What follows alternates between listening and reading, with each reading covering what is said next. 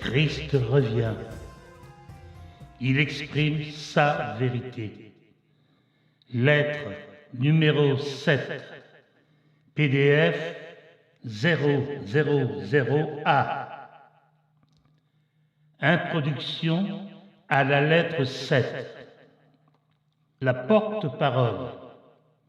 Un événement étrange, miraculeux, est lié à la lettre suivante. Lorsque la lettre 7 fut terminée, il fut dit clairement à la porte-parole d'utiliser la parabole de l'évangile de Matthieu, chapitre 13, verset 3, comme paragraphe d'introduction. Un peu plus tard, il lui vint la suggestion puissante d'ajouter un paragraphe à la page 2, en le marquant de 2 astérisques. La lettre 7 fut imprimée. En assemblant les pages, elle fut stupéfaite, secouée de découvrir que la moitié de la page 1 était maintenant occupée par ces paroles.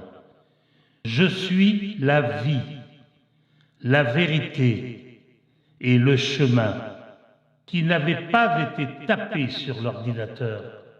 Cela semblait être un pied de page, mais un tel pied de page n'aurait pu être tapé qu'en utilisant les instructions précises et spécifiques de WordPerfect pour créer un pied de page. En outre, seules 2 lignes sont normalement allouées à un pied de page. Une demi-page n'était pas un pied de page. Encore secouée par l'événement, la porte-parole a cherché dans tous les documents de l'ordinateur pour voir si elle avait, une fois ou l'autre, utilisé puis oublié un tel pied de page, sans rien trouver de tel. Un technicien en informatique fut appelé. Elle lui montra le texte sur l'ordinateur ainsi que l'impression, mais il fut incapable d'expliquer comment cela avait pu se produire. À ce jour, personne n'a pu l'expliquer. Pour ceux qui n'en auraient pas connaissance, cette déclaration « Je suis la vie, la vérité et le chemin » a été faite par Jésus-Christ lorsqu'il se décrivait lui-même pendant sa mission en Palestine. Le texte a déjà été cité et expliqué par Christ à la page 10 de la lettre 7, mais il avait utilisé les mots dans un ordre différent. Si vous lisez les paragraphes marqués de 2 astérisques à la page 2 en les associant au pied de page de la page 1, ils prennent indubitablement une nouvelle signification à vos yeux, parce qu'ils sont évidemment liés. Tout d'abord, la teneur du paragraphe avec 2 astérisques a été dictée énergiquement et tapée sur l'ordinateur et, quelque part, immédiatement après, le pied de page a été ajouté à la page 1. Autre mystère. Comment cela se fait-il que ce pied de page n'ait pas été remarqué au moment de l'impression? La porte-parole vit seule. Personne d'autre n'a pu avoir accès à l'ordinateur. La porte-parole considère cette intervention et contravention aux procédures de WordPerfect comme la signature personnelle de Christ. Quelque chose qu'il aurait pu faire lorsqu'il était sur terre. Christ revient. Il exprime sa vérité. Lettre numéro 7. PDF numéro 000, lettre E. C'est à nouveau moi, le Christ, qui viens à vous par l'intermédiaire d'une lettre destinée à toute personne qui peut recevoir mes paroles. La parabole suivante est applicable à votre époque moderne, comme elle l'était du temps des Juifs, il y a 2001 ans. Je vous recommande sa vérité, à vous qui lisez ces lettres. Un semeur sortit pour semer. Comme il semait, une partie de la semence tomba le long du chemin, et les oiseaux vinrent et la mangèrent. Une autre partie tomba sur des endroits pierreux, où elle n'avait que peu de terre, et elle leva aussitôt, parce qu'elle n'entrait pas profondément dans la terre. Mais le soleil s'étant levé, elle fut brûlée, et parce qu'elle n'avait point de racines, elle sécha. Une autre partie tomba parmi les épines, et les épines grandirent et l'étouffèrent.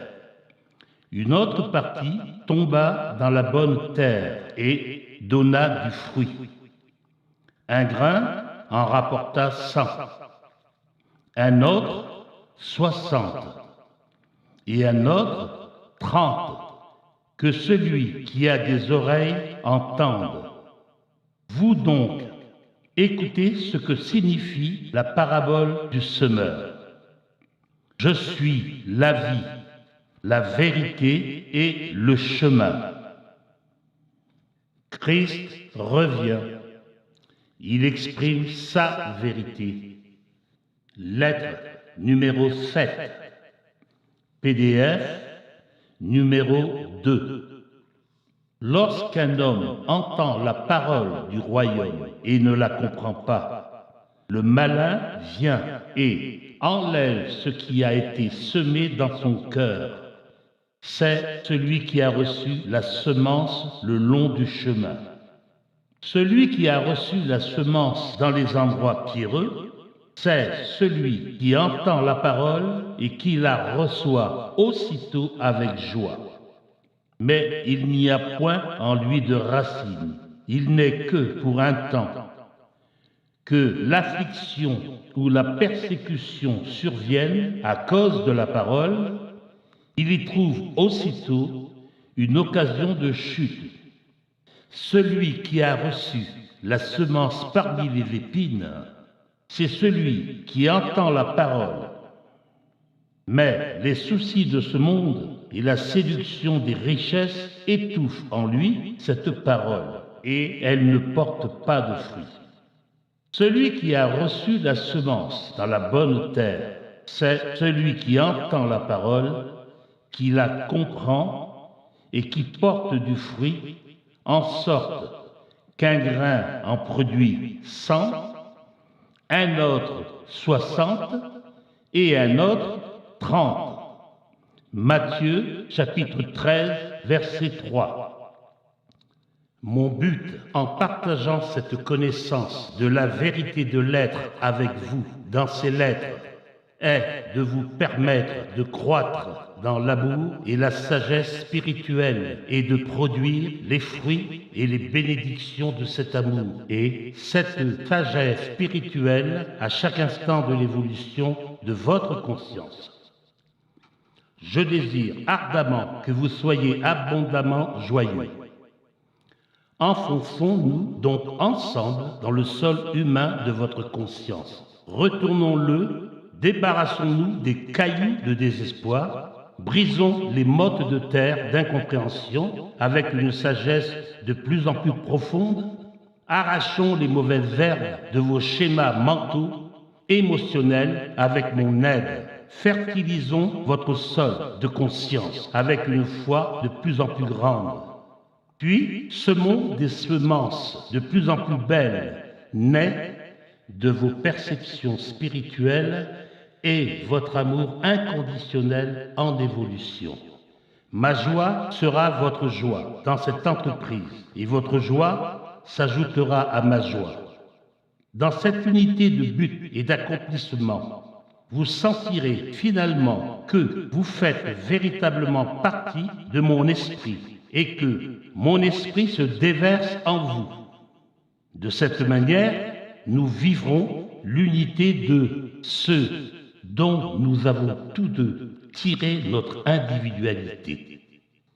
Mes pensées deviendront vos pensées, débarrassées de votre conscience égoïque passée.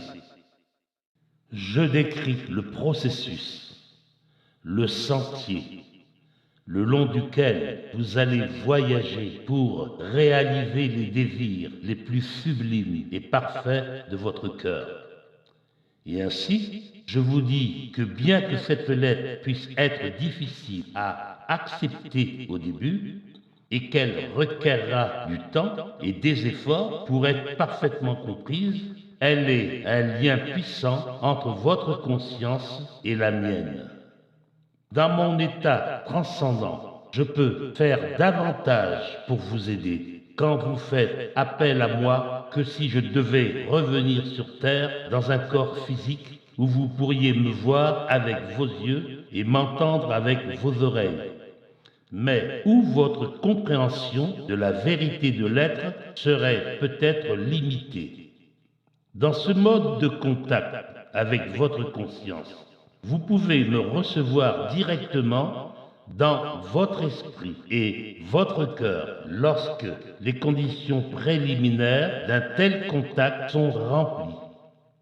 Car, je vous le dis en vérité, plus vous consacrez de temps et de méditation à ces lettres, plus élevées seront l'inspiration et les instructions qu'il vous sera possible de recevoir personnellement de ma part.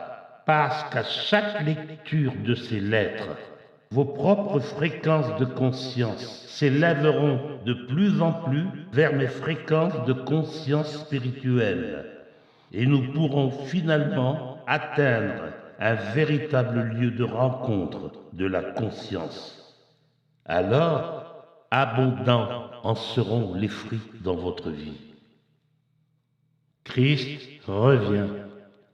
Il exprime sa vérité. Lettre numéro 7. PDF numéro 3.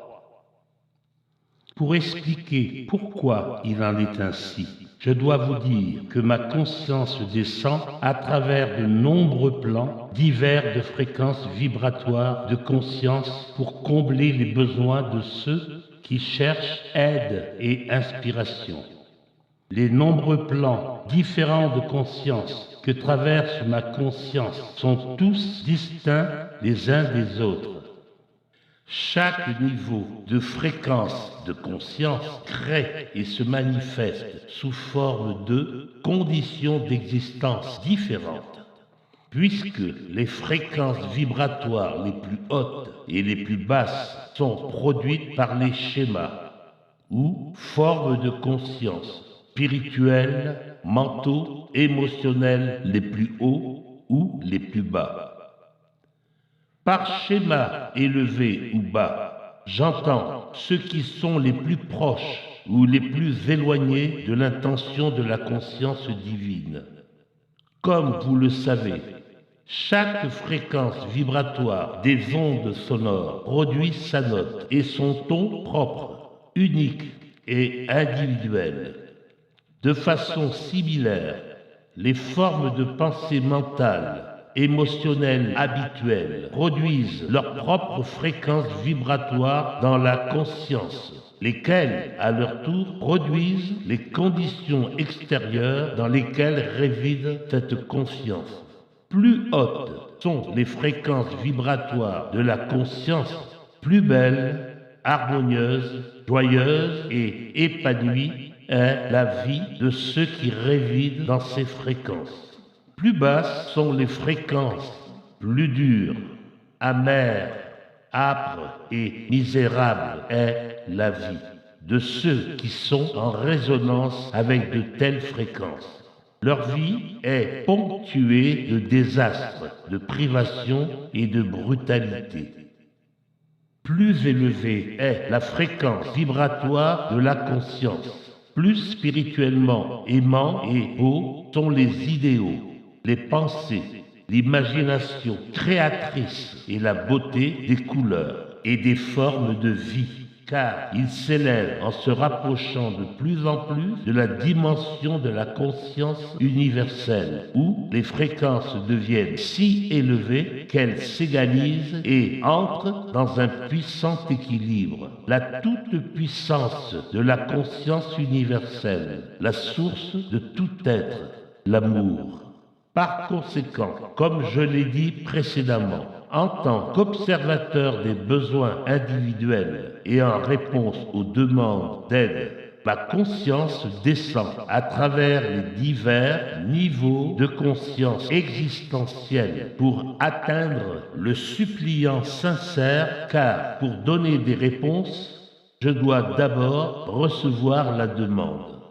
Et comme je l'ai dit dans les premières pages, ces lettres sont un lien, un moyen pour vous de communiquer avec ma conscience, afin de vous permettre d'être spirituellement attiré vers et rendu réceptif à, pour ensuite comprendre en profondeur et utiliser toute la connaissance que je souhaite vous faire partager afin de vous faire gravir l'échelle de la conscience spirituelle jusqu'à son échelon supérieur, la conscience christique.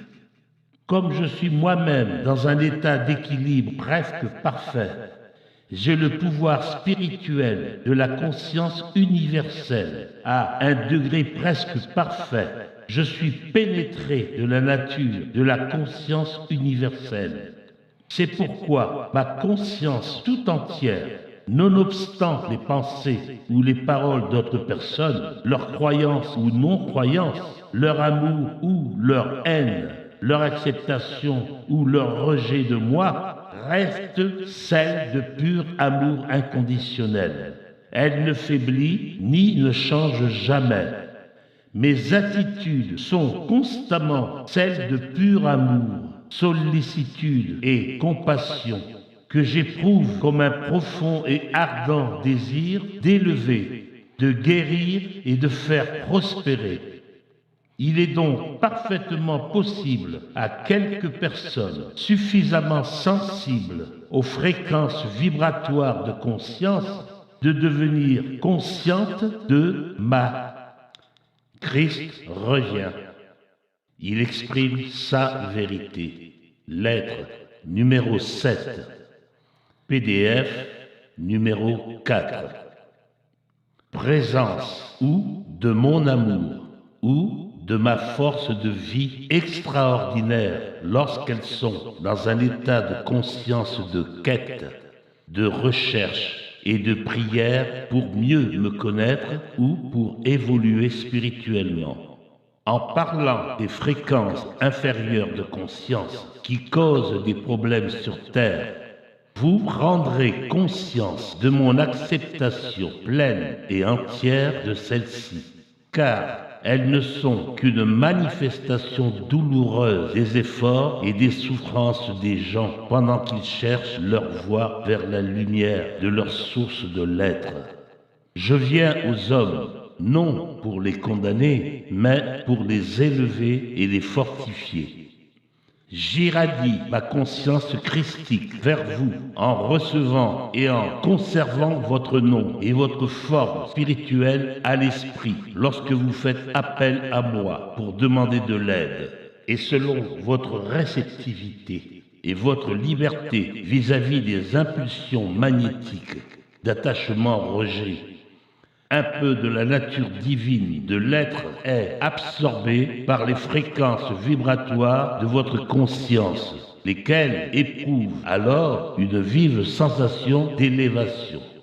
Il devrait donc vous être clair qu'en libérant votre conscience terrestre de son esclavage émotionnel, en rejetant mentalement, émotionnellement les schémas de pensée émotionnels que vous sentez ne pas être en harmonie avec l'amour divin, vous deviendrez de plus en plus conscient qu'une inspiration supérieure envahit votre esprit et même votre plexus solaire, en vous guidant lorsque vous en avez besoin, lorsque vous ne pouvez pas percevoir le juste cours de votre action ou êtes incapable de vous libérer des pensées émotionnelles égoïques en réagissant à une situation problématique. Avec mon aide, vous pouvez vivre dans deux dimensions. Celle du monde physique dans lequel réside votre corps qui vous apporte des expériences. et celle du point de vue supérieur de la conscience christique qui vous permettra de transcender la pensée égoïque et d'irradier dans vos situations des pensées et des sentiments de l'état d'être que j'ai appelé le royaume des cieux. Je ne suis pas seul à faire ce travail. Il y a d'innombrables âmes suprêmement élevées, transcendantes, spirituelles, belles, d'une intelligence pleine d'amour, qui ont accès à la dimension de la conscience christique, qui travaillent avec moi à aider les hommes. Bien que nous soyons dans la dimension de conscience christique, nous sommes tous des individualités. Nous ne sommes pas des répliques les uns des autres. Nous exprimons tous la conscience christique de diverses manières glorieuses, mettant l'accent de nos activités sur diverses facettes de créativité.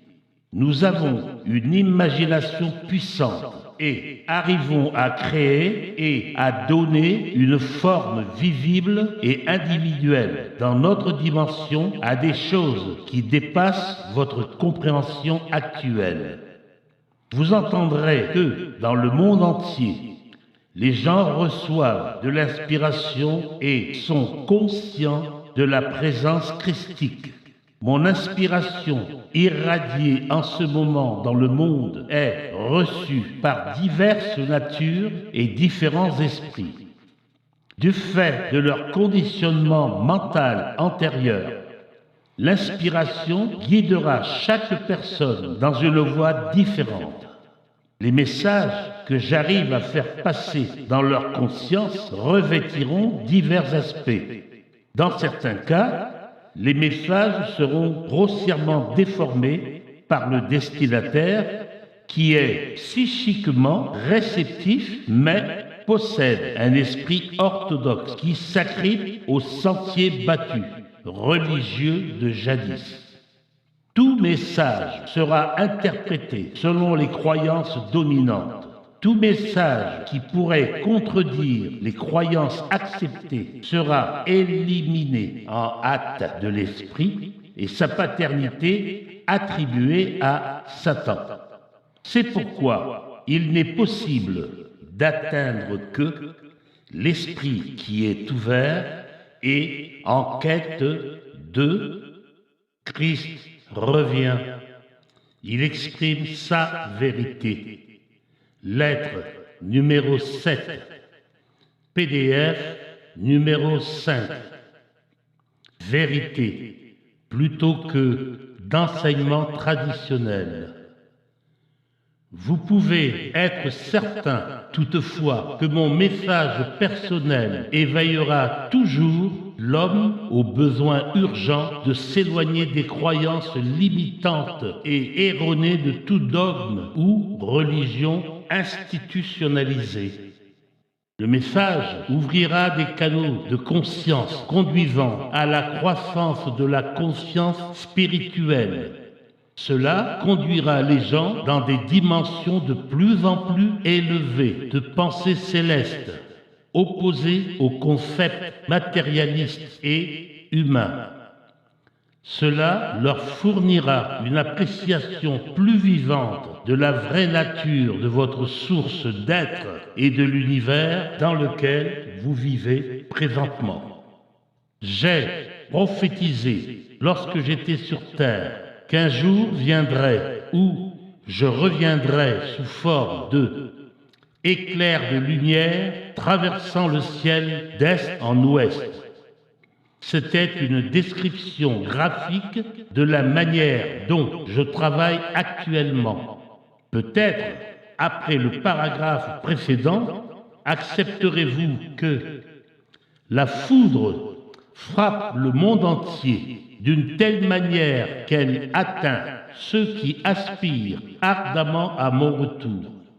Ma vérité est censée élever et illuminer l'esprit de ceux qui cherchent à éveiller les gens aux multiples causes de souffrance et de la destruction future de la planète.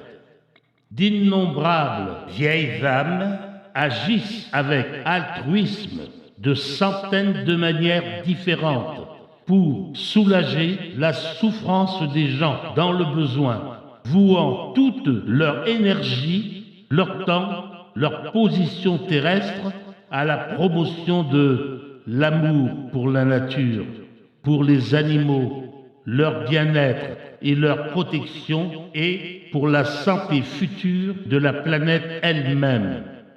Bien que ces belles âmes n'en soient peut-être pas conscientes, aucun de ces soucis n'est issu de la pensée humaine terrestre, exclusivement dirigée vers des besoins égoïstes, mais provient bien de la dimension de la conscience christique, où toutes choses vivantes sont vues comme l'expression de l'amour, intelligence de la source de tout être.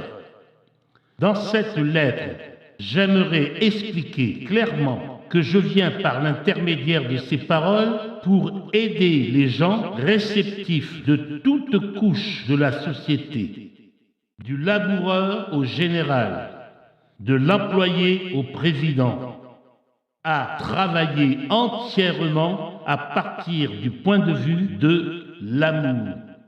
Il existe des raisons spirituelles, scientifiques, matérialistes, pour lesquelles il est impératif que les gens vouent toute leur énergie et leur sensibilité mentale et émotionnelle à aligner et harmoniser parfaitement leur action et réaction à l'amour inconditionnel, la conscience divine.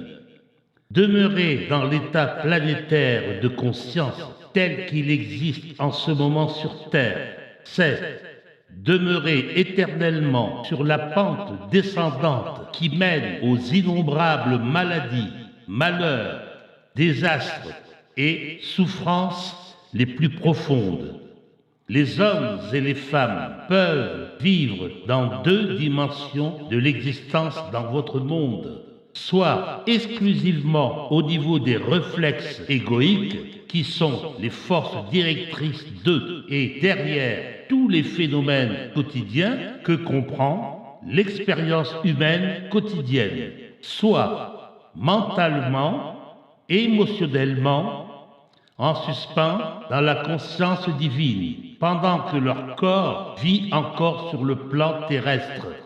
Les fruits de la conscience égoïque sont la discorde, les perturbations, les catastrophes et dérèglements climatiques, la guerre, la dépendance de toutes sortes, la pauvreté, la maladie, le meurtre, le vol, le mensonge, la tricherie, la calomnie, la médisance, la pensée basse et déplaisante, envieuse, de colère, la mauvaise humeur, le jugement, la critique, le sarcasme, le rejet d'autrui, etc. Christ revient. Il exprime sa vérité. Lettre numéro 7, PDF numéro 6. Ces fréquences de conscience produisent à jamais des reflets miroirs, des circonstances et des réactions émotionnelles qui leur ont donné naissance et sont continuellement sujettes aux hauts et bas de la réalisation, des espoirs et des déceptions, oscillant entre le bonheur et le malheur.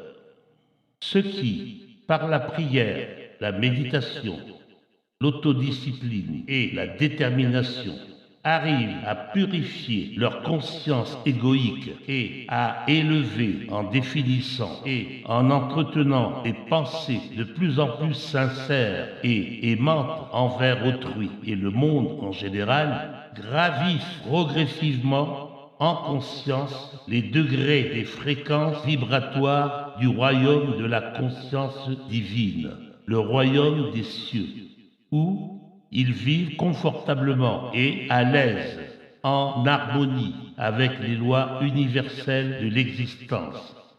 Ces personnes découvrent que, quels que soient les problèmes et le tumulte du monde qui les entoure, ils sont nourris, guéris, protégés, soignés et maintenus dans une parfaite paix de l'esprit, à condition de rester dans les fréquences vibratoires spirituelles.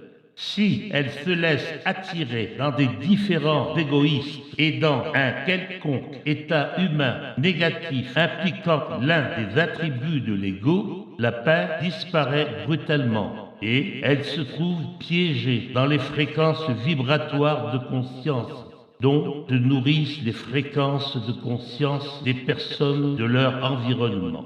Elles se trouvent alors comme une mouche prise dans une toile d'araignée et leur lutte pour s'extirper des pensées, des fréquences vibratoires inférieures de conscience peut se révéler épuisante et douloureuse. Dans de telles circonstances, la méditation et la prière constante, un appel à l'aide pour être fortifié et guidé afin d'arriver à avoir l'attitude émotionnelle correcte sont les seuls moyens pour le voyageur spirituel de retrouver son chemin pour sortir du piège des champs énergétiques inférieurs et de retrouver son état d'harmonie avec les fréquences vibratoires de la conscience céleste. Vous penserez peut-être que ce qui précède est trop difficile à comprendre et n'est pas nécessaire à votre quête d'élévation spirituelle. Au contraire, cette compréhension de la nature de votre conscience est éminemment importante. Si vous deviez vous trouver en train de chuter dans les fréquences vibratoires inférieures de conscience et éprouver le conflit entre ce que vous ressentez sur le moment et ce que vous savez que vous devriez ou aimeriez ressentir. Vous exercerez un plus grand contrôle si vous réalisez que vous souffrez parce que vous avez laissé s'abaisser vos fréquences vibratoires de conscience spirituelle normale. Identifiez-en la raison et remettez-la à la conscience divine pour résoudre le conflit intérieur. Avec le temps, en réponse à votre prière, vous serez guidé rapidement vers l'attitude correcte et les affirmations qui vous permettront de résoudre le problème. En outre, en élevant votre niveau de fréquence de conscience, vous découvrirez que vous vous sentez intérieurement fortifié en esprit et en force de vie. Et le contraire se produit lorsque vous vous découvrez piégé dans des vibrations de conscience inférieures, soit parce que vous avez personnellement abaissé vos fréquences de pensée, soit parce que vous avez été émotionnellement attiré vers elles en communiquant avec une personnalité négative ou égotique. Quand cela vous arrive, vous éprouvez une perte d'énergie. Cette perte d'énergie résulte en une diminution de l'énergie physique des cellules de votre corps. C'est pourquoi, lorsque vous vous engagez volontairement sur la voie spirituelle, vous devriez vous visualiser sous la forme d'un voyageur montant dans un train dont la destination est celle de votre choix. Christ revient. Il exprime sa vérité. Lettre numéro 7. PDF numéro 7. Si, pendant le voyage, vous sautez par la fenêtre en apercevant des vallées verdoyantes ou des villes fascinantes par toutes les sortes de plaisirs qu'elles offrent, et allez vous promener sur des autoroutes et des chemins de traverse qui vous éloignent du voyage que vous aviez initialement entrepris. Il vous semblera très difficile de reprendre votre voyage.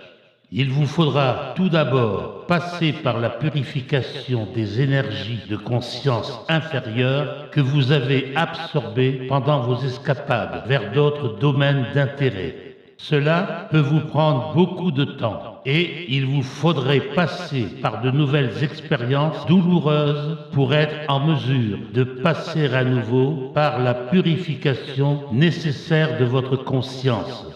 En tout ce que vous faites dans la vie, soit vous avancez spirituellement, soit vous entrez dans des domaines de conscience néfastes à votre quête et au but à long terme de votre voyage vers des niveaux supérieurs de conscience spirituelle. Vous n'échapperez jamais au processus de la conscience, ni à l'action inexorable des lois de l'existence. Vous ne pouvez pas mettre votre vie entre parenthèses, le temps de faire un détour pour vous amuser un peu, en pensant que cela n'aura pas d'importance, puisque personne ne le saura.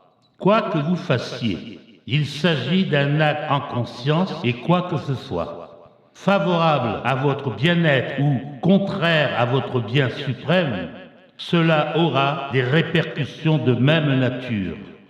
Tout dans votre vie est relié à quelque autre activité de la conscience. Rien n'est isolé du reste. Les hommes pensent que ce qu'ils font aujourd'hui va dans un tiroir. Ils pensent que demain deviendra hier et sera du passé, qui n'aura aucune influence sur aujourd'hui. Mais malheureusement pour eux, ils le verront se présenter dans leur expérience comme le temps de la récolte, dans 6 mois, 1 année ou même 10 ans, lorsque les énergies de la conscience auront attiré ce qu'il faut pour produire leur manifestation visible. Et ils se demanderont alors, pourquoi cela m'est-il arrivé? Pourquoi à moi? Il faut que vous compreniez que lorsque vous entreprenez un voyage spirituel, vous mettez le pied sur un sentier qui élèvera vos vibrations de conscience à des niveaux supérieurs. Négligence et incohérence vous feront osciller entre les niveaux de fréquence vibratoire. Ces périodes d'incohérence sont chargées de douleurs émotionnelles.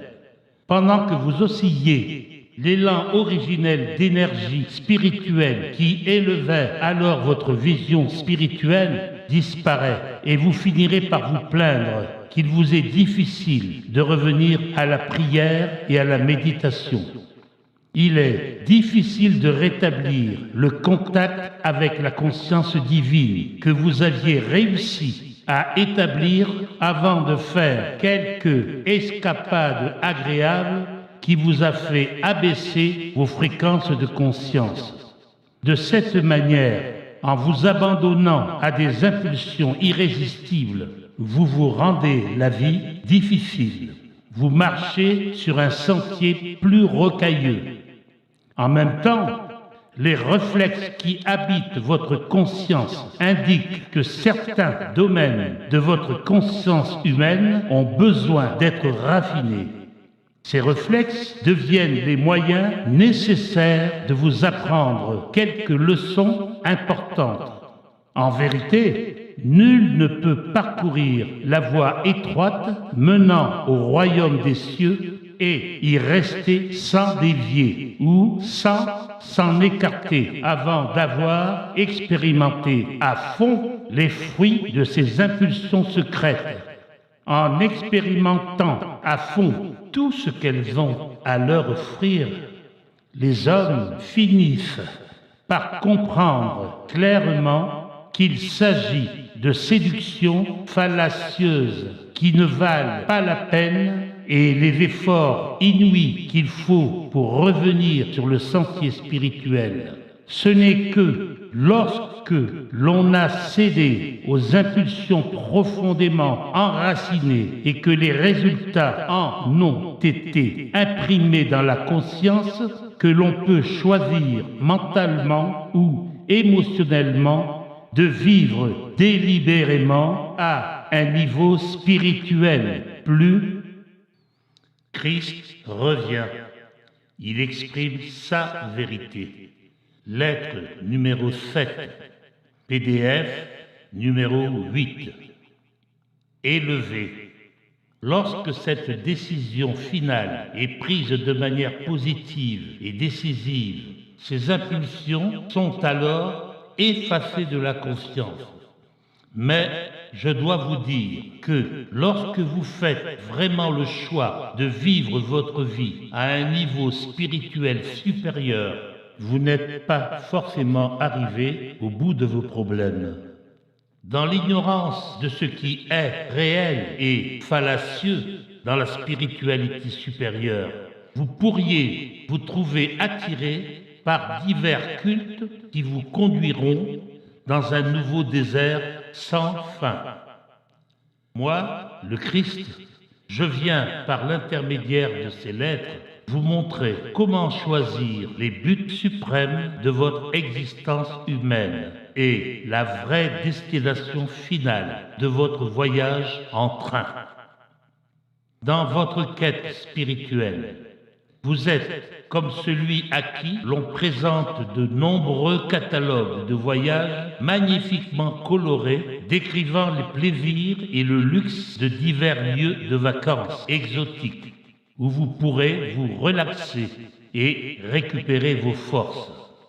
Un maître spirituel vous fait miroiter les avantages d'un voyage conduisant à un but spécifique, la résolution de certains problèmes mentaux, émotionnels, tandis qu'un autre vous présente un autre but et une autre voie à suivre. Chacun de ces maîtres vous propose de soulager d'une manière ou d'une autre quelque sorte de problème et de souffrance humaine qu'il a lui-même vécu et vaincu dans le passé. Finalement, chacun d'eux a trouvé le soulagement d'une manière qui lui est propre. Il est hors de doute qu'ils ont tous un message valable de quelque sorte à transmettre aux gens qui sont désorientés par les problèmes de la vie et ne savent pas de quel côté se tourner pour trouver de l'aide et du réconfort dans leur existence difficile. Mais je viens à vous du poste d'observation suprême de l'existence spirituelle universelle par l'intermédiaire d'un esprit soigneusement purifié, imprégné de vie spirituelle et dédié à sa mission, pour apporter ce message aux gens qui sont prêts à le recevoir. Je viens vous montrer, à vous qui êtes vraiment dans le secret le plus profond de votre individualité, qui et ce que vous pouvez devenir. Et tout aussi important, je viens vous montrer les moyens par lesquels le passage de la conscience humaine au domaine supérieur de la conscience spirituelle peut s'effectuer. Lorsque j'étais sur terre, je disais « Je suis la vérité, le chemin et la vie ». Je l'étais et je le suis. Dans ces lettres, je vous apporte la vérité. Je vous montre le chemin pour obtenir la vie abondante. Avoir besoin d'un agent supplémentaire comme béquille spirituelle affaiblit l'âme, et donc, même le fait de dépendre de moi doit être reconnu comme une mesure temporaire. C'est la raison pour laquelle je fais tous les efforts possibles par l'intermédiaire de ma porte-parole pour vous permettre de réaliser que votre véritable soutien, votre principal élément de base et votre source de vie et d'être sont tirés directement de la dimension toute puissante de la conscience universelle en équilibre. Christ revient. Il exprime sa vérité. Lettre numéro 7, PDF numéro 9. Je suis venu à vous, vous qui lisez cette lettre, pour vous aider à découvrir une vie plus abondante et ce que j'appelais, lorsque j'étais sur terre, le royaume des cieux. Que signifiait cette déclaration en termes humains? Que voulais-je dire en parlant de vie plus abondante? Il m'est plus facile de vous décrire ma pensée en 2001 qu'il ne l'était de l'expliquer clairement aux gens en l'an 1. Mais je sais que pour beaucoup de gens dont les perceptions spirituelles ne sont pas encore ouvertes, ce que je vais dire semblera fantastique. C'est pourquoi, afin de vous aider à comprendre, je dois vous rappeler et vous demander d'en prendre tout à fait conscience, que vous n'êtes pas des corps possédant une conscience. Vous êtes la conscience divine, individualisée en être de conscience, séparée et rendue visible sur votre terre par le moyen de particules électriques attirées et rassemblées en éléments, afin de vous donner votre forme vivante, visible, conformément à un modèle physique fondamental.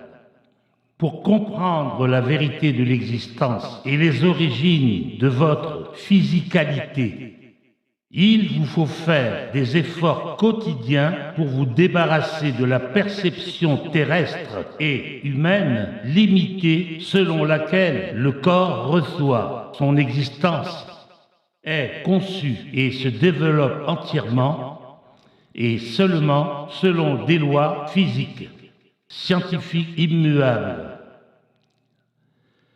À la place de vos anciennes croyances humaines limitées, il faut que vous fassiez des efforts quotidiens pour développer une conscience claire et forte que votre réalité personnelle, votre âme, est tirée directement de la réalité du tout, la source de l'être.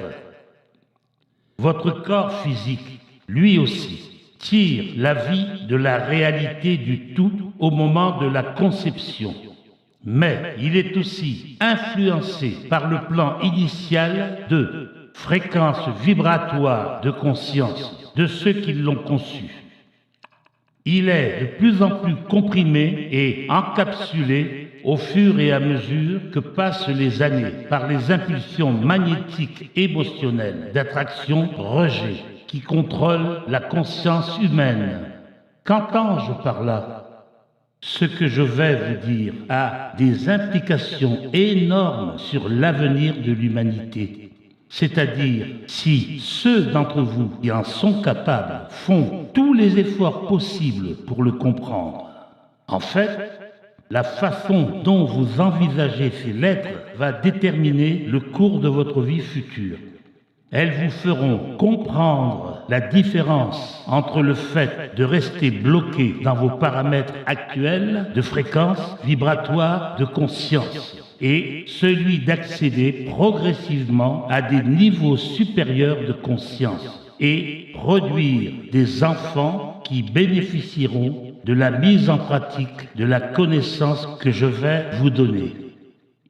Lorsque j'étais sur Terre, j'ai fait de manière répétée la déclaration suivante, sans qu'elle soit jamais comprise. Ce qui est né de la chair est chair, et ce qui est né de l'esprit est esprit.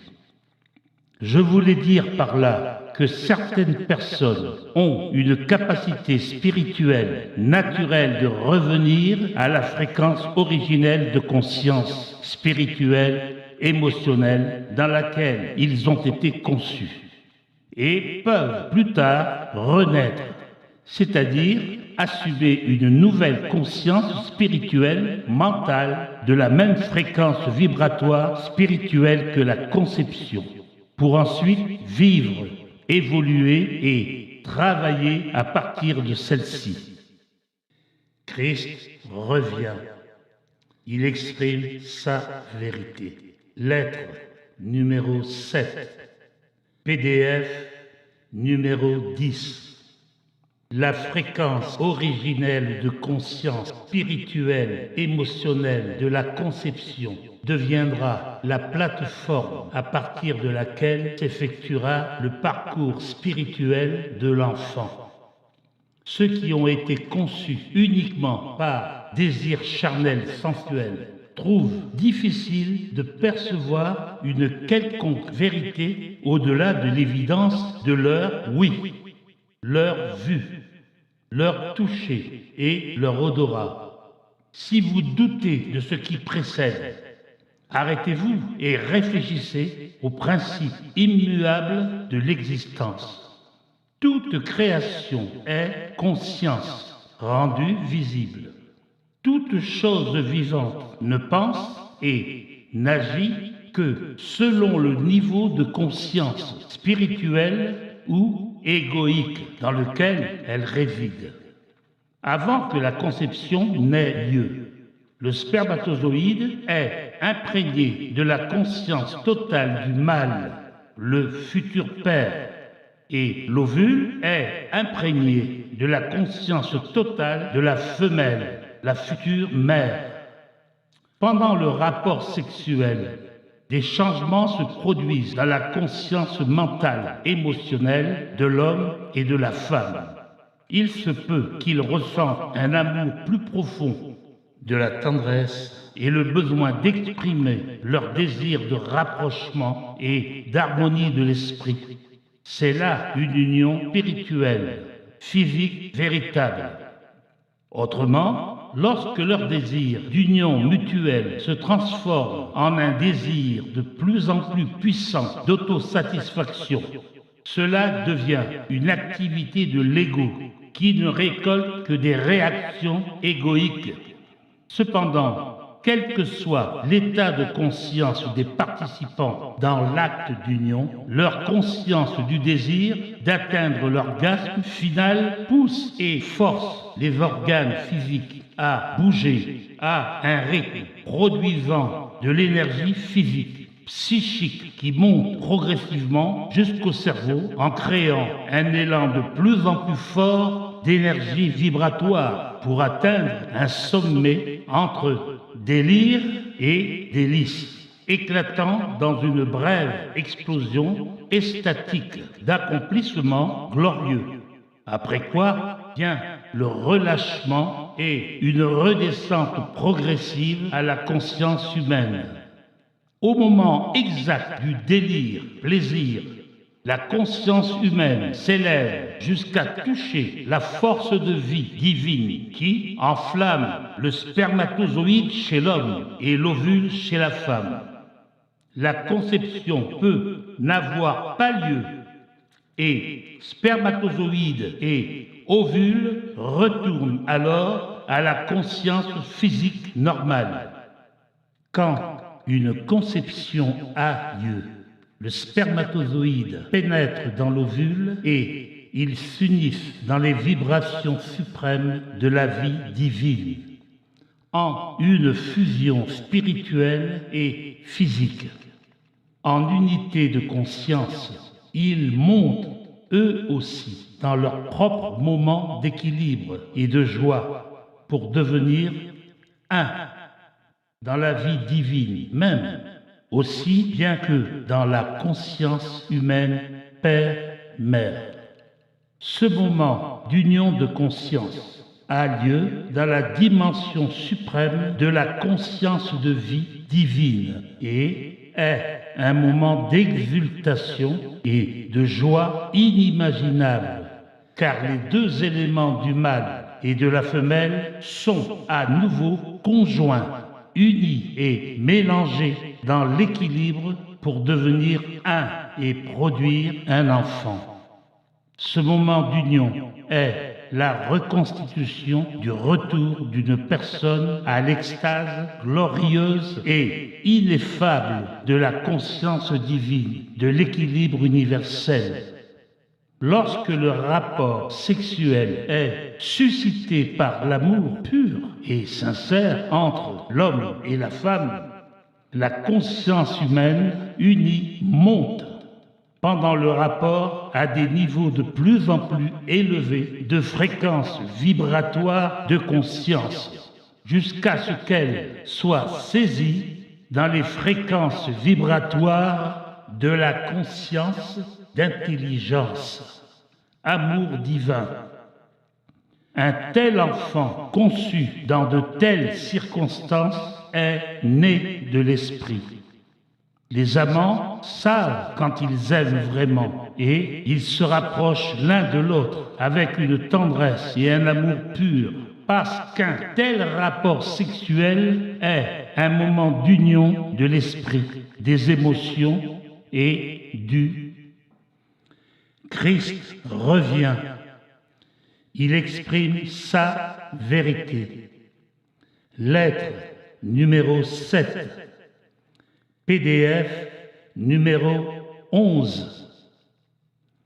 Corps et persistent encore après dans leur conscience, rendant difficile leur éloignement mutuel. Ils sont conscients d'une beauté transcendante, d'un renouvellement d'amour émotionnel plutôt que de la satiété et d'une harmonie qui englobe toutes choses. Ces hommes et femmes sont unis par la conscience divine. Malheureusement, leur conscience égoïque personnelle peut finalement gâter l'amour qu'ils ressentaient l'un pour l'autre et graduellement le remplacer en grande partie, les laissant séparés et seuls, tristes et émotionnellement, physiquement affaiblis, se demandant comment un état d'amour aussi beau et exalté a pu dégénérer et mourir. Ces lettres peuvent être le moyen par lequel ils peuvent vaincre leurs pulsions égoïques et redécouvrir leur amour passé à un niveau encore plus élevé et plus spirituel. Auquel cas, l'homme et la femme seront plus unis qu'ils ne l'ont jamais été. Cela peut ou non les réunir dans une nouvelle attirance sexuelle transcendant tout le reste selon leur état de conscience. Si celui-ci a lui-même transcendé le désir de fusion des corps. L'union physique entreprise avec toute autre émotion conduit à une situation de chair pénétrant la chair et n'est rien d'autre que le fait de donner et de recevoir des fréquences vibratoires terrestres fréquemment négatives qui produisent une progéniture d'esprit similaire à une telle union.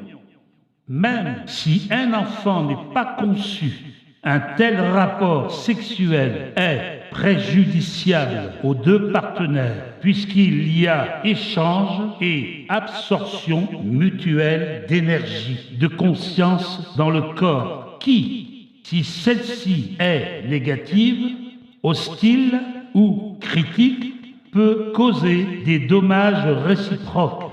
Rappelez-vous que l'énergie de la conscience se compose de l'électromagnétisme, de l'intelligence père et de l'amour mère. L'énergie échangée entre partenaires sexuels est de la même énergie dont sont formés les champs mentaux, électriques et émotionnels, magnétiques du corps. Tout est conscience. Par conséquent, lorsque s'échangent et s'absorbent les énergies de conscience contenues dans les fluides du corps, ainsi que les attitudes et pensées mentales, émotionnelles, chacun de vous affecte l'état physique, mental, émotionnel de son partenaire. Le rapport sexuel, pour être salutaire et vivifiant, ne devrait être entrepris que dans le cadre d'un amour vrai, sincère, où le bien de l'être aimé est plus important que le bien de celui qui aime. Il ne devrait jamais être utilisé dans le but de guérir des dissensions ou des blessures émotionnelles. Le rapport sexuel peut être un acte joyeux, entrepris après une différence d'opinion et de la colère, là où il y a eu pardon sincère et entière restauration et renouvellement mutuel et réciproque de l'amour, mais jamais pour couvrir une offense et obtenir un faux sens de réceptivité émotionnelle du partenaire. Un tel rapport donnera sans doute aux amants un sentiment temporaire de bien-être et de bienveillance passagère, puisque leurs énergies de conscience se seront élevées dans des fréquences vibratoires plus hautes. Mais il ne s'agira que d'un soulagement temporaire de leur conscience personnelle. Lorsque les partenaires s'unissent en gardant encore un ressentiment caché ou des pensées critiques de dénigrement envers l'autre, ces formes de conscience négatives se transmettent dans les champs. Christ revient. Il exprime sa vérité. Lettre numéro 7. PDF numéro 12. Électromagnétique du partenaire et crée en lui un sentiment de malaise intérieur dont il n'est pas totalement conscient. Il n'en reste pas moins que la relation s'érode progressivement sans qu'aucun des partenaires soit parfaitement conscient de ce qui se passe. C'est la raison pour laquelle l'attirance physique entre les partenaires s'ébousse et meurt. Elle est détruite par des pensées et des sentiments critiques, négatifs, cachés, qui, petit à petit, les affectent tous deux profondément, à chaque niveau de leur être, tandis que redescendent leurs fréquences vibratoires. Ils se sentent revenir dans les pensées et sentiments qui les avaient précédemment conduits à se disputer et par conséquent, les problèmes vont se répéter jour après jour. Quand on utilise le sexe comme une panacée, il devient une frustration et la désillusion s'installe, conduisant à une perte de respect et d'amour réciproque. Il est donc essentiel que les gens réalisent que les disputes et les querelles naissent des pulsions cachées de leur propre conscience égoïque, lesquelles prennent le contrôle de leurs sentiments d'amour, et ces pulsions égoïques devront se soigner avant que les couples puissent atteindre un nouveau niveau de compréhension mutuelle, de considération et d'amour constant et réciproque.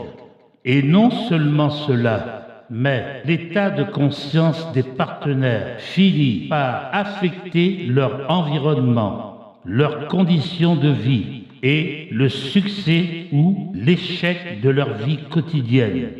Il affecte également les enfants en créant soit une famille de coopération mutuelle et des schémas mentaux, émotionnels sains, soit une famille dysfonctionnelle dans laquelle aucun des membres n'a la vraie sympathie ou l'acceptation des autres.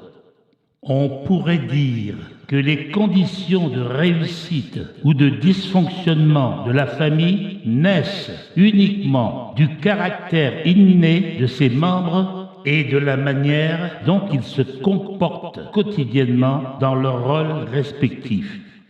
Il est parfaitement vrai que la vie de famille est le produit des caractères et des comportements. Mais je voudrais que vous considériez la famille dysfonctionnelle qui éclate le partenariat et la cohabitation sexuelle qui s'arrêtent, les parents qui se séparent et se reconstruisent une toute nouvelle vie parce qu'ils ont réussi à se dégager de la conscience malsaine ou critique qu'ils absorbaient pendant l'acte sexuel. S'il est assez fort pour le faire, chaque partenaire se découvre un nouveau moi, construit un nouvel environnement et retrouve le succès.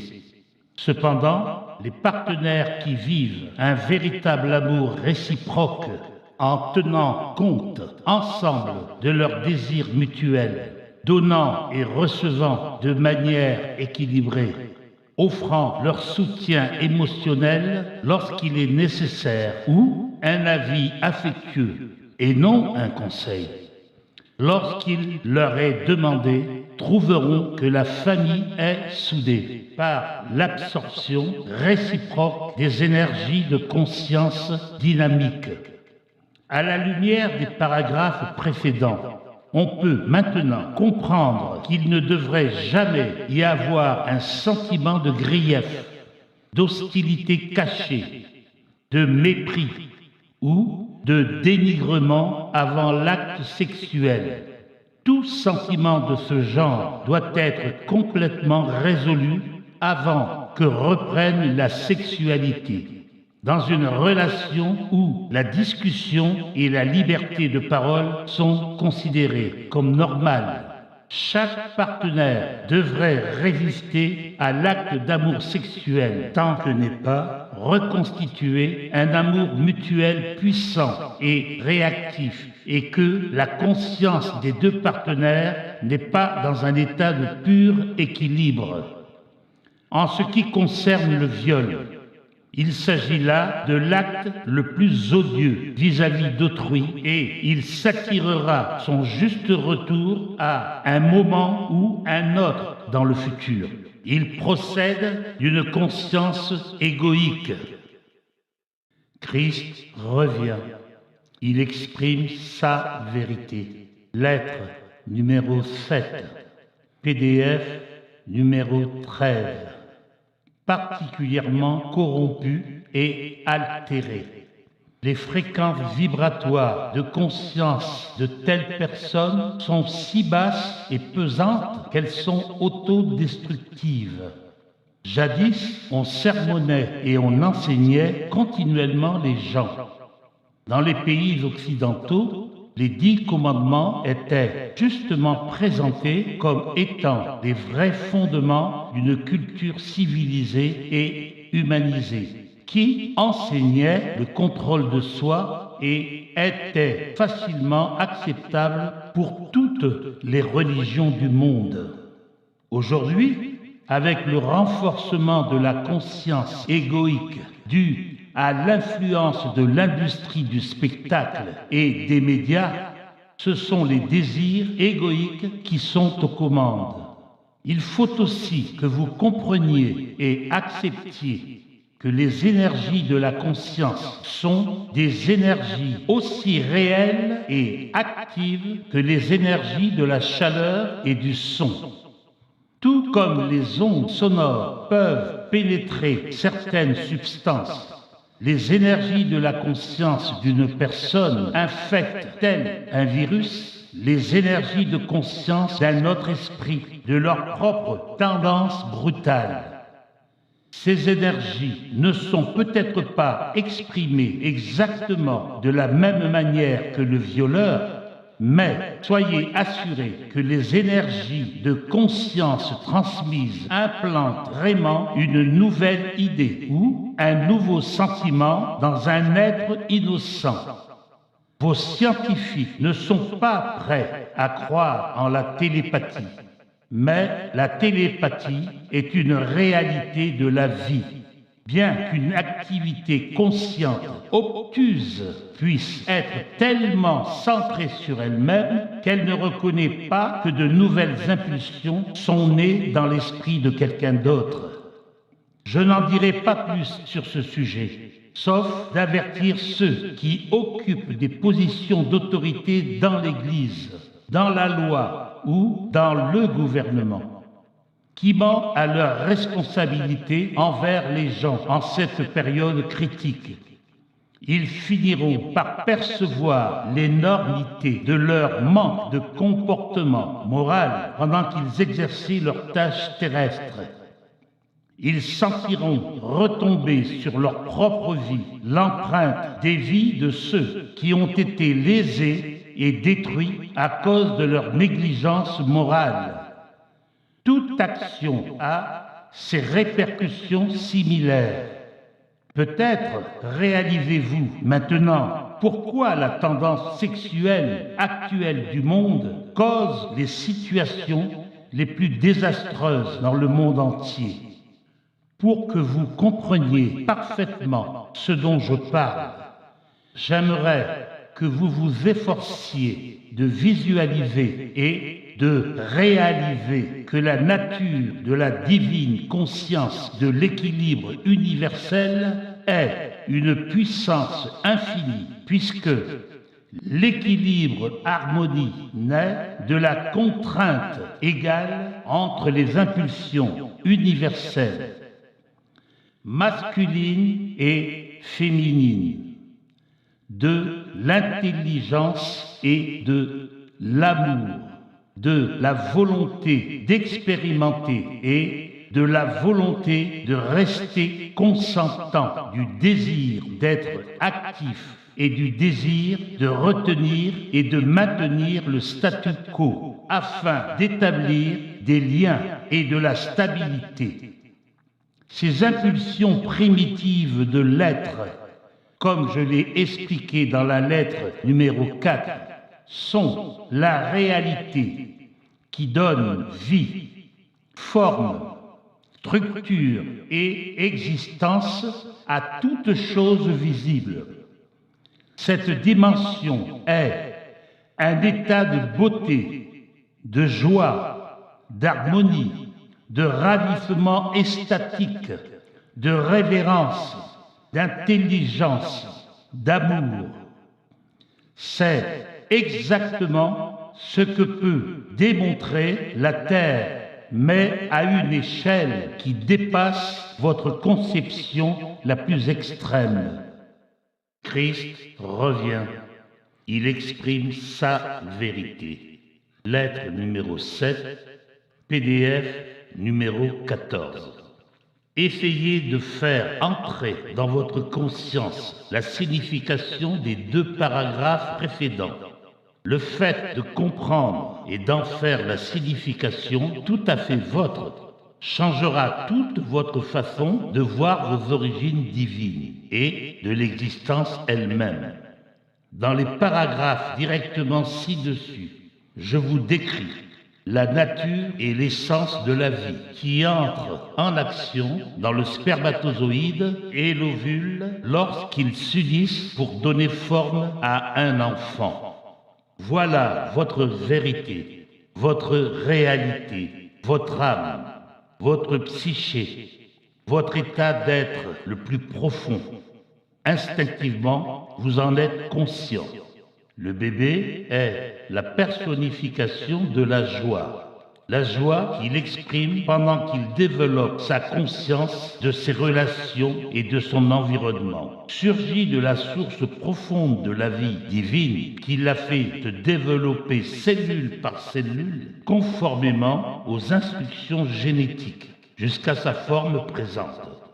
Quelle est la différence entre l'âme et la psyché ? Je vais maintenant expliquer la différence que vos psychologues humains vont peut-être contester, mais qui n'en est pas moins la vérité. L'âme est la flamme divine, une métaphore utilisée pour décrire l'essence de la vie divine, qui est attirée dans l'être individuel au moment de la conception. La force de vie prend une forme personnelle et libère l'énergie de force électrique d'activité ainsi que les impulsions magnétiques d'attraction-rejet pour s'engager dans la tâche complexe de construction du corps. De la sorte, vous avez, dans le noyau de votre être, votre âme, la réalité divine. Celle-ci est intelligence divine, amour divin, qui est la puissante impulsion divine de créer, croître, nourrir, éduquer, guérir, protéger, combler les besoins dans un système de lois et d'ordre parfait. Voilà la réalité qu'est votre âme. Ainsi, lorsque vous aurez maîtrisé les impulsions de votre ego et invité l'âme à dominer vos pensées et vos sentiments, vous serez poussé à exprimer toutes les impulsions divines décrites ci-dessus. Vous serez possédé du désir de promouvoir uniquement le bien suprême de tout ce qui vit et de l'univers lui-même. Vous serez devenu un véritable messager de la conscience divine, exprimant toutes ses qualités d'être. Jusqu'à ce moment de réunification de l'âme et de la conscience divine, la psyché occupe les recoins les plus reculés de votre conscience humaine et tire sa conscience de votre âme. C'est l'instinct caché en vous qui sait distinguer le bien du mal. L'ego, lui aussi, est formé au moment de la conception. Pendant que le bébé se développe, l'ego commence à se faire sentir. C'est la fondation de votre personnalité humaine qui vous donne l'individualité. C'est l'énergie de votre conscience humaine. Elle vous rend unique et distinct de tout autre être. Pour préserver votre individualité, l'ego doit vous protéger des attaques extérieures de tout genre et vous donner ce dont vous avez besoin pour prospérer, vous épanouir, croître et être heureux. Christ revient. Il exprime sa vérité. Lettre numéro 7, PDF numéro 15. Ceci est divinement décrété. Il ne doit pas être traité avec mépris. L'ego constitue un noyau de première importance et très nécessaire de conscience de création, de développement et de croissance. L'ego est exclusivement gouverné par le courant électrique de la conscience d'activité, l'impulsion de mouvement perpétuel, apparente en toute chose vivante, même dans les plantes qui se tournent et exposent leur feuillage au soleil pour le capter de la meilleure manière possible.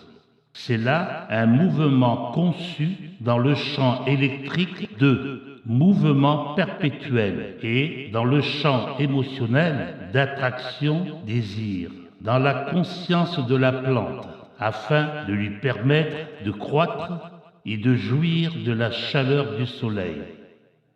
L'ego de toute chose vivante est le siège de la seule conscience terrestre. Il ne ressemble en aucune manière, ni en forme, ni en structure, à la réalité divine qui constitue l'âme. La pulsion égoïque, la pulsion qui cherche exclusivement à obtenir ce qu'elle veut pour le bonheur de l'entité individuelle et la protéger des attaques afin d'assurer sa survie, et qui piétinera d'autres entités ou espèces pour atteindre son but, appartient uniquement à la dimension terrestre. Cette force égoïque est active en toute chose vivante, de la plus minuscule amibe au roi le plus puissant. La pulsion égoïque pourrait s'appeler le protecteur et le dictateur de l'univers vivant. C'est sur ce point que la plupart des gens de votre monde d'aujourd'hui se fourvoient en évoquant la possibilité de l'existence d'un Dieu. Ils examinent les activités de diverses espèces menées par leur conscience égoïque, les unes se nourrissant des autres pour subsister. Et ces gens décident que cette sauvagerie doit être l'œuvre du Créateur. Comment le Créateur peut-il alors être un Dieu d'amour? C'est là l'une des méprises et des croyances que j'aimerais chasser. Mon but est que tout le monde en vienne à réaliser que l'univers entier a, dans son noyau de base et fondement basique en toute chose, la force de vie divine qui inspire et respire à travers toute la création. Elle est l'équilibre caché, mais puissant, duquel toutes choses ont tiré leur être, leur forme et leur structure. Elle est l'espace des scientifiques dans lequel est conduit le mouvement et l'attraction des particules électriques.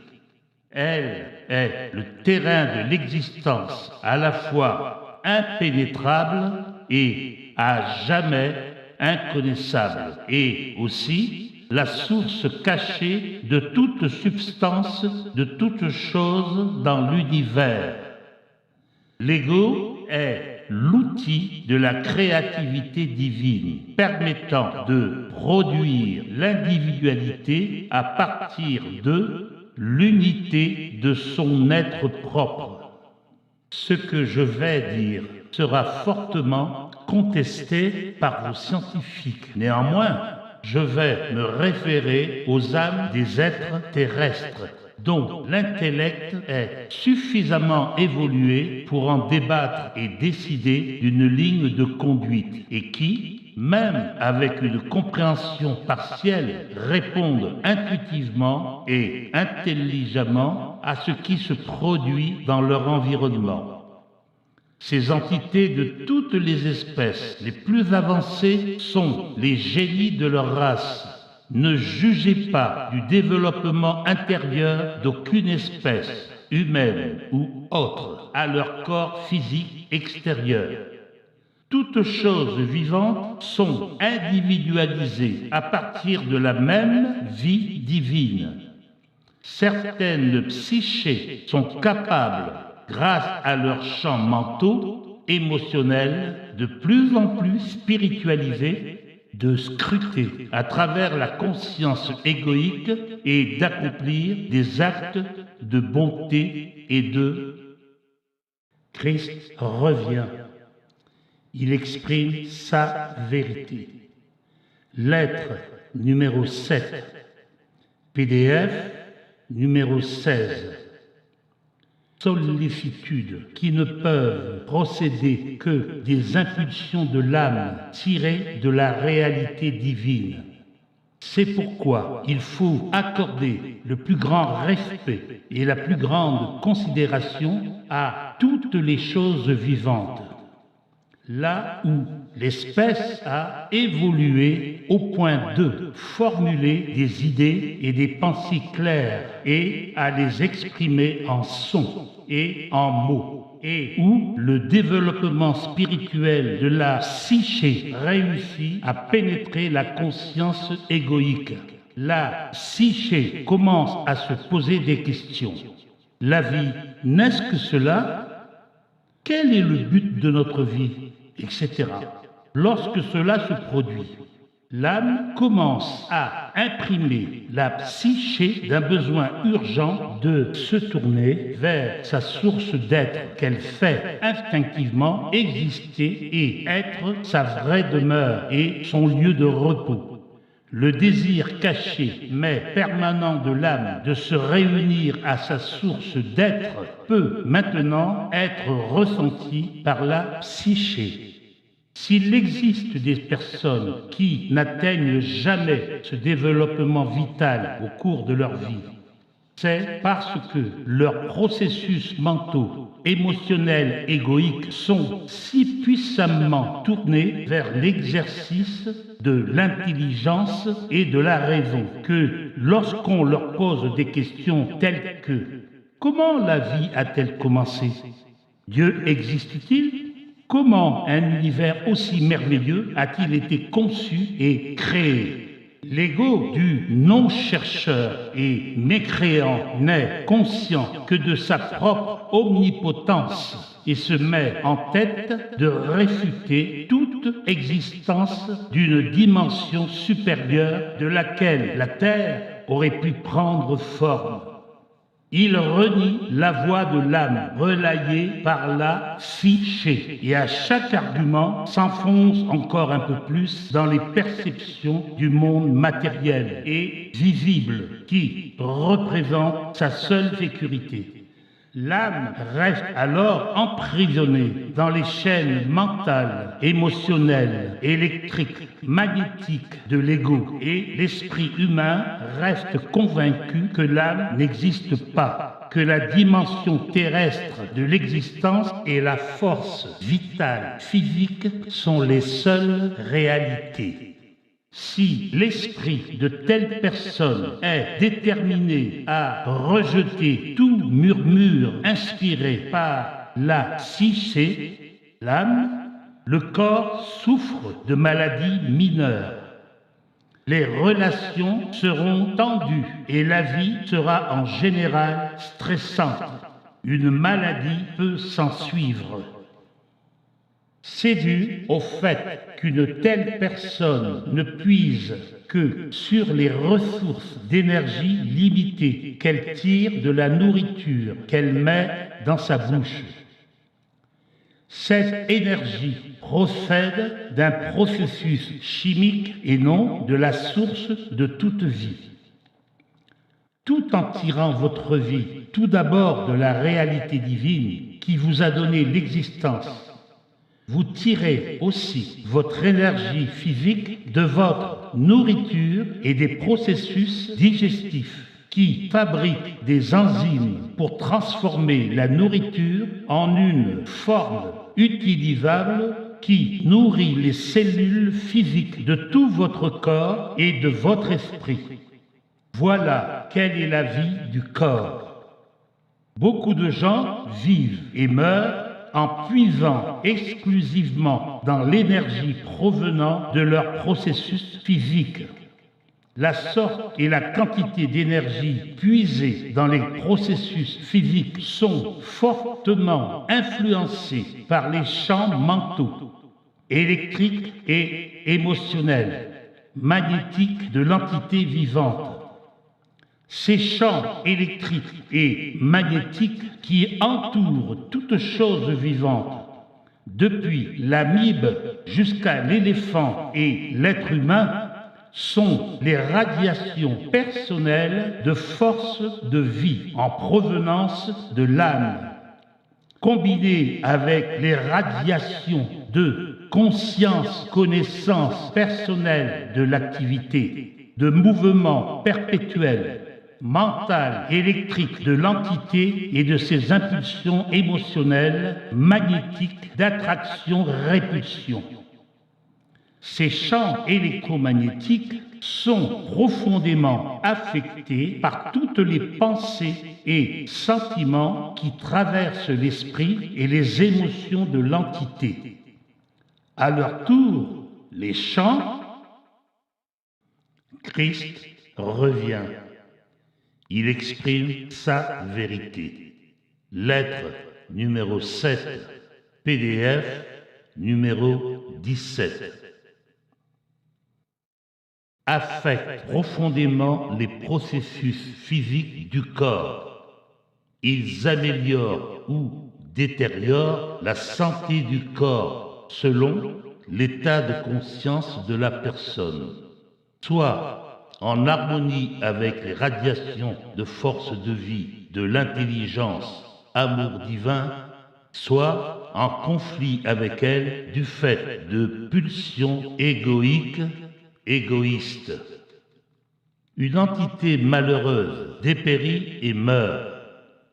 Une entité heureuse s'épanouit. C'est là un fait fondamental de l'existence.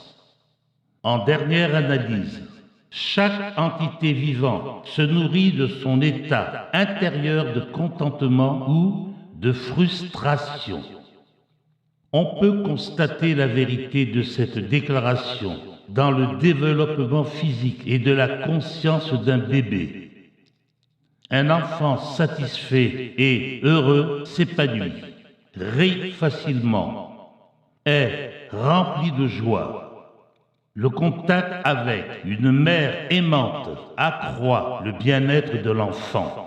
Les radiations satisfaites et aimantes de la mère vers l'enfant nourrissent les radiations de conscience du petit et augmentent à leur tour la force du petit corps. Pendant que l'enfant se développe, sa personnalité en évolution commence à colorer les radiations de son âme de force de conscience lumineuse ou sombre, laquelle soit renforce la santé de l'enfant ou, au contraire, la réduit. Une personne disposant d'un psychisme puissant peut voir les champs électromagnétiques s'affaiblir chez un individu ou un animal dont les champs d'énergie se sont réduits.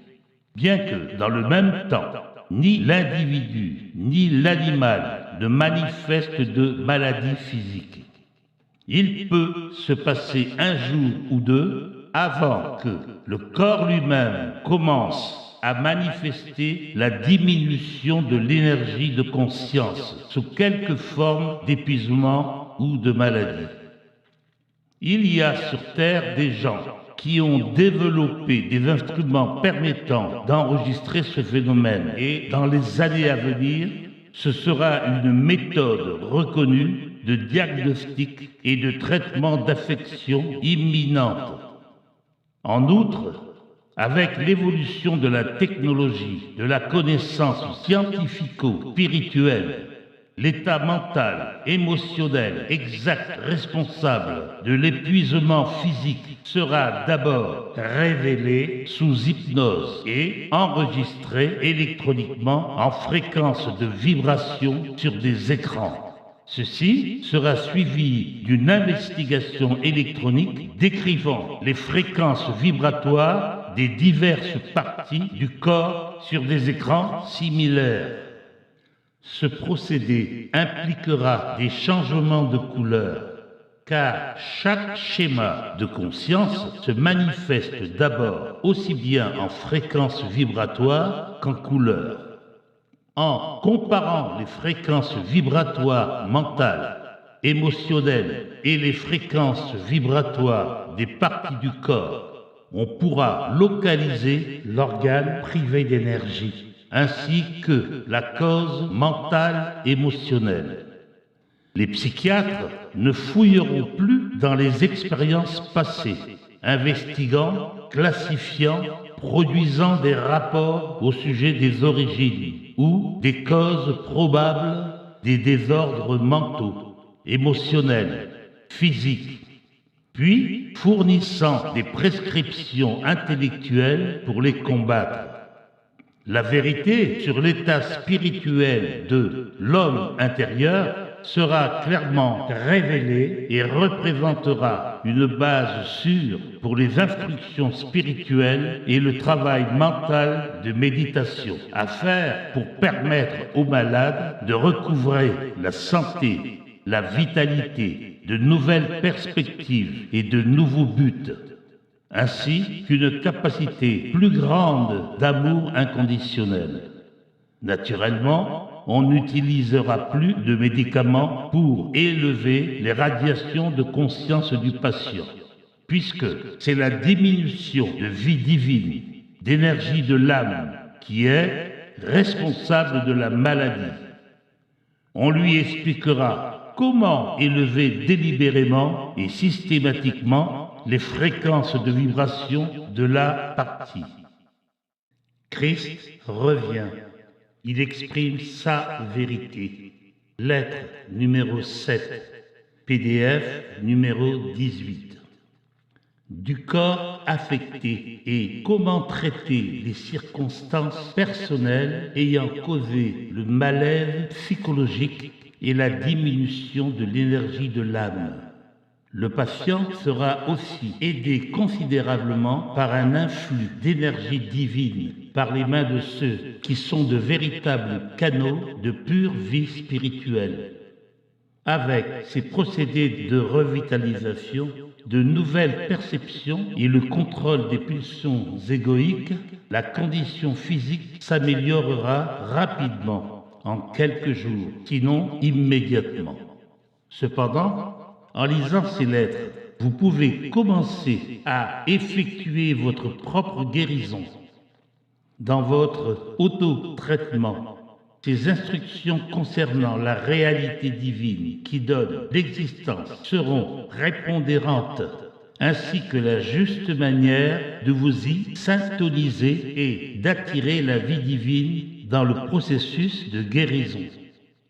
Lorsque vous commencez à puiser dans la vie de la réalité divine au moyen de votre quête spirituelle, en posant des questions, en méditant, en lisant et en priant, vous commencez à éveiller votre psyché, cloîtrée dans son rêve terrestre de conscience égoïque.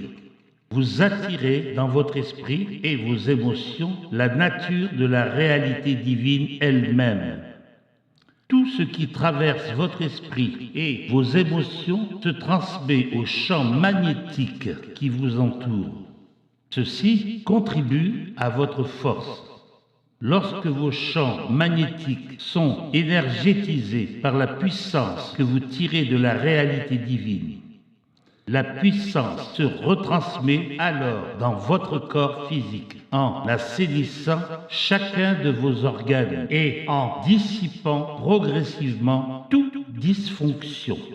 Il est vital que vous vous rappelez ces processus du champ électromagnétique parce que leur connaissance vous inspirera en même temps qu'elle vous encouragera à méditer et à vous mettre quotidiennement en syntonie avec la réalité divine. Si votre recherche et votre méditation sincère se focalisent bien sur la vérité de l'être et non sur quelque forme de croyance religieuse terrestre ou sur une spiritualité fausse et superficielle, ou encore sur quelque objet matériel dont vous croyez qu'il possède des pouvoirs, vous allez découvrir que petit à petit, votre propre nature se transforme et que vous commencez à prendre conscience des autres et de leurs besoins, comme vous ne l'avez jamais fait. Votre empathie, votre compréhension, votre sollicitude, votre compassion et votre douceur augmentent. En fait, les qualités d'âme de la vie divine commencent maintenant à contrôler vos impulsions naturelles égoïques de satisfaction et d'autodéfense. J'aimerais vous avertir que vous accédez maintenant à une période nouvelle et difficile. Une époque de conflit entre la pulsion égoïque qui insiste habituellement pour accomplir ce qu'elle veut, peut-être aux dépens de quelqu'un d'autre, et l'âme psyché qui commence à prendre conscience que l'amour est la loi et que les droits des autres doivent s'équilibrer avec ceux du moi de l'ego. La psyché, absorbant de plus en plus d'âme, de réalité divine dans sa conscience, la vieille pulsion égoïque commence à relâcher son étreinte et le conflit intérieur quotidien s'intensifie encore.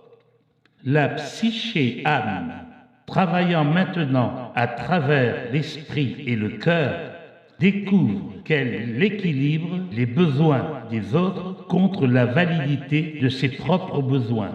Et elle commence à se sentir accablée et lasse de la lutte interne sans fin que lui causent les questions qu'elle se pose et son jugement sur elle-même. Lorsque la psyché atteint ce point de perception, cela indique que l'attraction de la conscience humaine s'est affinée à un point tel que l'âme est maintenant en train de se rapprocher de la divine réalité pour se réunifier à elle. Christ revient. Il exprime sa vérité. Lettre numéro 7, PDF numéro 19. L'âme reconnaît, par l'intermédiaire de la psyché, qu'elle aime l'amour divin, qui est la réalité divine, plus qu'elle n'aime quoi que ce soit de terrestre et qu'elle se languit du jour où elle sera complètement réunie à sa source d'être. La psyché finit par renoncer aux pulsions égoïques de la conscience au profit de la réalité divine et par la supplier d'être capable de renoncer à l'ego et de mourir à sa personnalité. Ceci se produit lorsque l'on atteint vraiment le point culminant de sa vie spirituelle et l'on a généralement besoin d'un maître spirituel pour nous guider dans ce processus. Cette mort de la personnalité ne devrait jamais être entreprise comme moyen d'atteindre une plus grande intuition spirituelle. C'est éminemment dangereux et ne vous fera pas atteindre une vie spirituelle ou terrestre plus réussie. Elle sera très destructive pour la psyché et pour l'ego si elle a lieu trop tôt. Elle entravera le développement total de l'âme psyché, égo, physique. Personne ne devrait entretenir une telle pensée dans le but d'être plus avancé en perception et en vérité spirituelle. Un tel acte de volonté sera contre-productif puisqu'il procède complètement de l'instinct égoïque d'être spirituellement plus important. Quand cette expérience de maîtrise de l'ego se produit au bon moment, de la juste manière, l'âme, par l'intermédiaire de la psyché, est dans une large mesure libre de communiquer directement avec la réalité divine, puisque le bavardage incessant de la conscience de l'ego a cessé. L'attirance pour le monde n'est plus prépondérante. Les ambitions égocentriques disparaissent, le désir de possession personnelle se dissout. La paix règne dans l'esprit. L'âme, s'exprimant dès lors clairement à travers la psyché, désire élever, nourrir, contribuer à la croissance d'autres âmes, éduquer et soigner avec compréhension et tendresse, sans aucun désir de récompense ou de reconnaissance. Lorsque l'âme est attirée dans un contact et un alignement de plus en plus parfait avec la réalité divine, son seul but terrestre est de traiter son voisin ou autrui avec le même soin et la même considération que pour son propre contentement et son propre épanouissement. Donner devient aussi facile que respirer. En définitive, cela devient un privilège de travailler pour et avec d'autres gens à la promotion de leur bien suprême. Voilà ce qu'est l'acte d'amour divin. Il n'y a toutefois aucun sentiment dans la réalité divine. L'intention derrière l'individualisation était de permettre à la réalité divine elle-même de faire l'expérience de sa propre nature de créativité, de joie et d'accomplissement personnel. C'est pourquoi, quand j'étais sur Terre, j'ai très clairement tracé les limites entre donner et recevoir en disant « Faites aux autres ce que vous voudriez qu'ils vous fassent ». Cette déclaration était un avertissement affectueux, signifiant que vous récoltez ce que vous semez. C'était aussi un guide de comportement. Cela signifie que, quoi que vous souhaitiez aux autres, vous seriez heureux qu'on vous le souhaite de la même manière. Cela signifie qu'il faut que vous pensiez des autres ce que vous voudriez que l'on pense de vous. Cela signifie que votre conscience tout entière devrait s'orienter vers la sollicitude et l'intérêt pour les autres, quoi qu'ils puissent faire de blessant à votre égard. Tous les êtres humains vivent dans une jungle de désirs humains, de buts, de faiblesse, de désillusion, de colère et de... Christ revient. Il exprime sa vérité. Lettre numéro 7, PDF numéro 20. Frustration. Et beaucoup de réponses et d'actions débiles et peu judicieuses viennent de cette conscience déchirée de guerre. C'est pourquoi observez la faiblesse, pardonnez la méchanceté et renvoyez-les dans le néant d'où elles viennent. La seule vérité et réalité dans votre vie est l'intelligence. Amour de la conscience divine. Tenez-vous-en fermement à cette conscience en tout temps. Pour trouver le royaume des cieux, dans lequel l'âme est en harmonie avec la réalité divine, il doit venir un moment au cours de votre évolution où vous n'avez plus envie d'être attiré dans les perceptions et la conscience terrestre dans lesquelles vivent les êtres humains entre eux.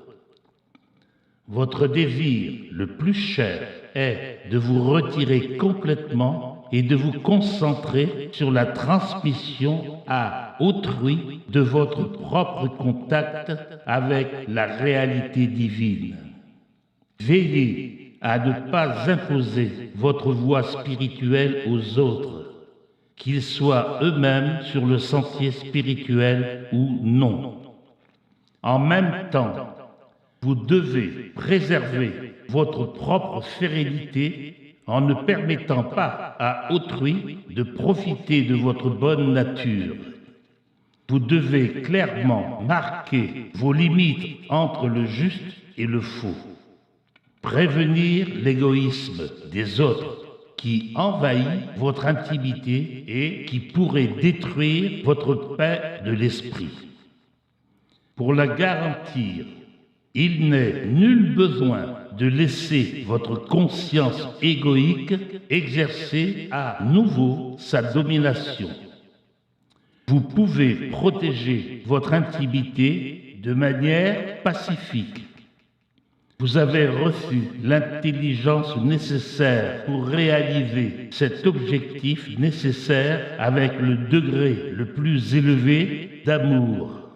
Rappelez-vous que l'édifice spirituel de vibration de conscience que vous avez construit avec les briques de votre contact avec la réalité divine et de votre mode de penser, de ressentir et de vivre au quotidien devrait être sacro-saint et vous devez veiller à ne pas vous laisser prendre de nouveau dans les vibrations inférieures des pensées et réactions d'autrui.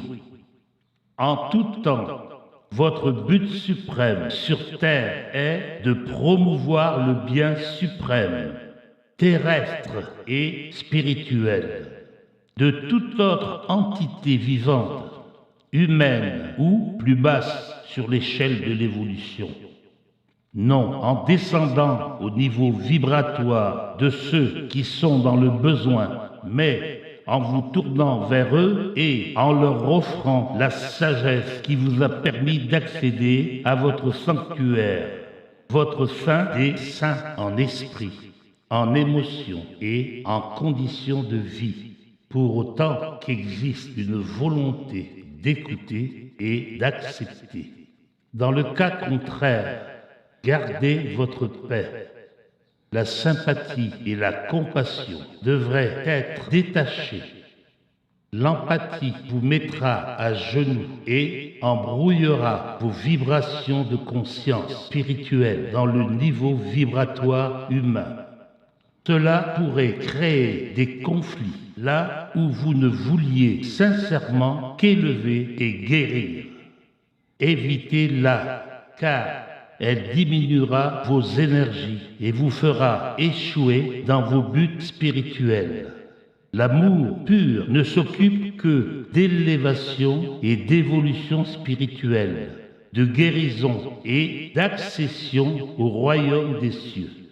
L'amour divin est un sentiment de compassion chaleureuse, essentiellement rempli du désir ardent de permettre à l'être aimé de croître, créer, être nourri et nourrir les autres, être guéri et guérir les autres, s'éduquer et éduquer les autres, se protéger et protéger les autres, de combler ses besoins et de pouvoir combler les besoins des autres, le tout dans un système clair de lois et d'ordre.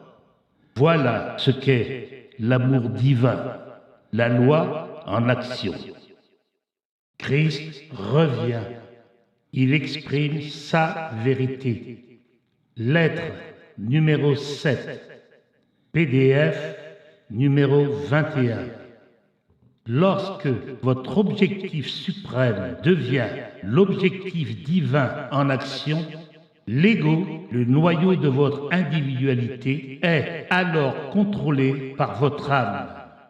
La pulsion égoïque devient votre véritable défenseur et le réel protecteur de votre confort personnel. Mais elle travaille maintenant en parfaite harmonie avec les directives de votre âme qui tire sa nature de la réalité divine. Je répète, il n'y a aucun sentiment dans la réalité divine, aucune suppression des limites assurant la loi et l'ordre afin de convenir aux exigences de l'égoïste. Aucune faiblesse de capitulation et de concession face à l'obstination d'autrui. En tout temps, il faut garder à l'esprit que tout le monde doit respecter autrui. Il faut respecter les droits d'autrui à l'intimité, à la sécurité, à la paix de l'esprit et à l'harmonie. Si des divergences surviennent, elles peuvent être traitées dans le respect mutuel. Plus vous êtes évolué spirituellement, plus vous respecterez les couches les plus hautes comme les plus basses de la société, les tenant pour égales, non aux yeux de Dieu, comme aiment à le dire les humains, mais du point de vue de votre propre perception spiritualisée de l'égalité fondamentale des âmes de tous les êtres. Respect et amour divin vont de pair. Le véritable amour est hautement respectueux de l'être aimé. Là où il y a du respect entre deux personnes, cela mène souvent à la forme la plus élevée d'amour.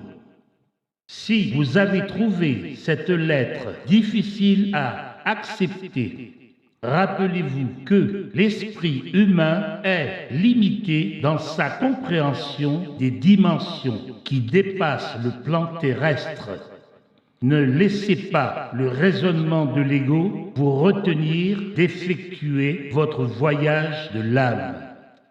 Dans ma prochaine lettre, je développerai le thème d'amour divin et m'étendrai sur l'amour propre égoïque en vous montrant exactement comment les émotions magnétiques contrôlent actuellement vos pensées, vos émotions et votre vie.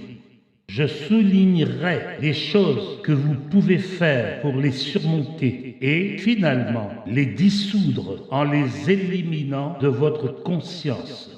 Mon objectif est de vous conduire le long du chemin de la découverte de soi et de l'évolution spirituelle afin que vous puissiez accéder immédiatement à la lumière et non seulement en passant dans la prochaine dimension d'existence, mais pendant que vous êtes encore sur Terre.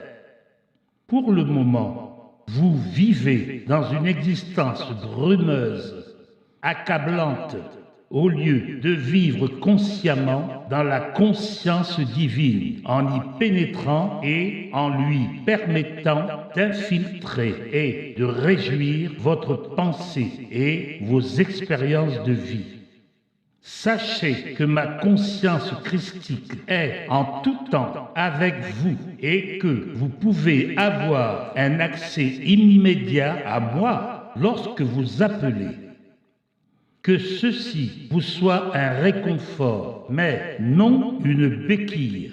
Je ne suis que votre passerelle vers votre propre illumination et vers votre propre ascension à la conscience christique. Mon désir le plus cher est que ces lettres soient rapidement publiées et distribuées aux gens qui cherchent la vérité. Si vous citez des passages de mes lettres, veuillez en indiquer la source très clairement. Lettres du Christ, www.voixchristique.co.za. Titre du livre: Christ revient. Il exprime sa vérité.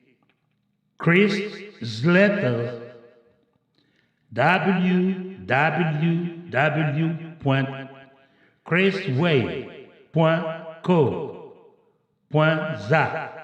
Book title: Christ returns. Speak is true.